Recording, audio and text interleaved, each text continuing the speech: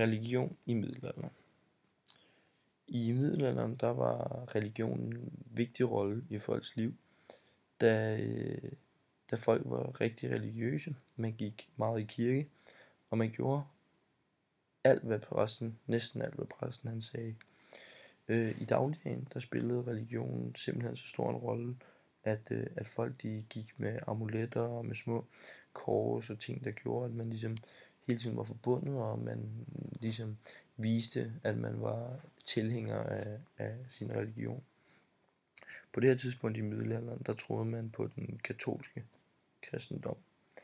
Og alt det her med katolsk kristendom, det foregik på latin, og dermed der var ikke så mange, der kunne forstå det, og det var kun mange af de adelige og præsterne, som kunne forstå det, da det blev undervist på latin, og det er kun de fine mennesker, som havde råd til, eller hvad kan man sige, ikke råd til, men havde mulighederne for at kunne forstå, læse og skrive latin som en slags undervisning.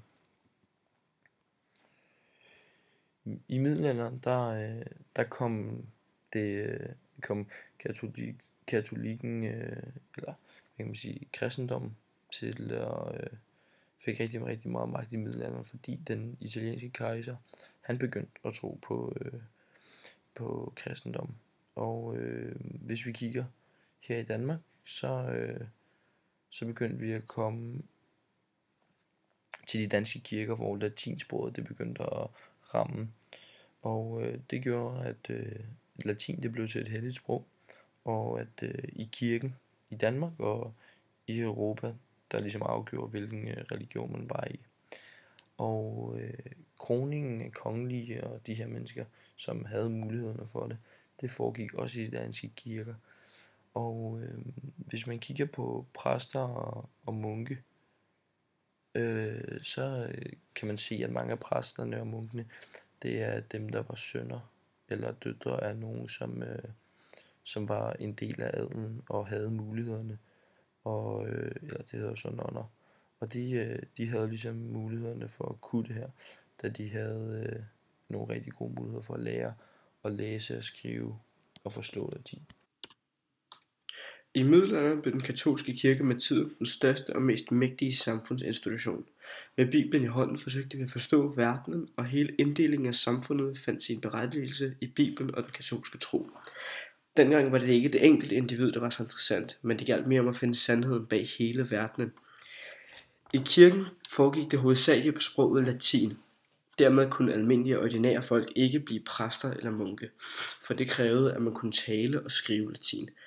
Dengang havde man utrolig stor respekt for præster, og man gik i kirke, og man gjorde lige præcis, hvad præsten sagde, man skulle.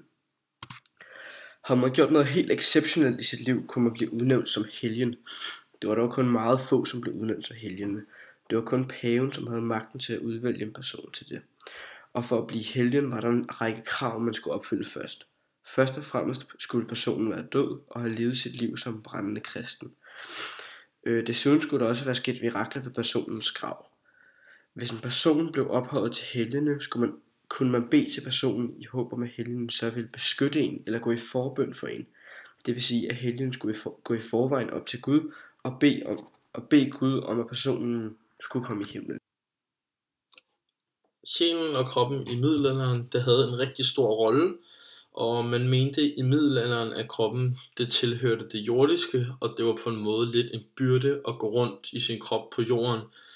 Så derfor så var der rigtig mange mennesker, der sultede sig selv, fordi at de mente, at kroppen var uren, og man ikke burde pleje sin krop.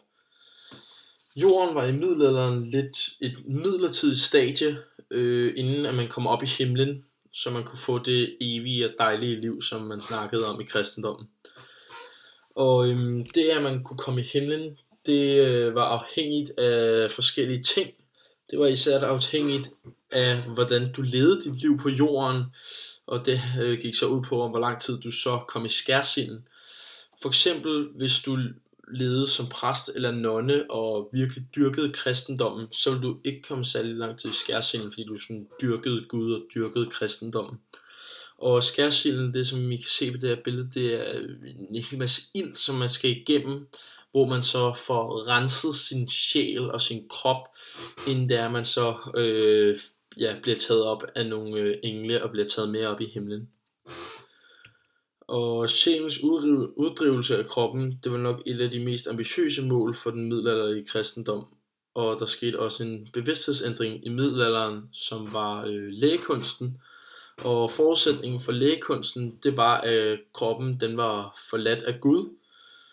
Og det vil sige, at der var altså ikke nogen sjæl i kroppen længere, og derved så kunne man så studere kroppen, uden at man sådan set krænkede kristendommen. Og for eksempel så opfattede heksene kroppen som djævelens sted, så de udøvede tortur på kroppen.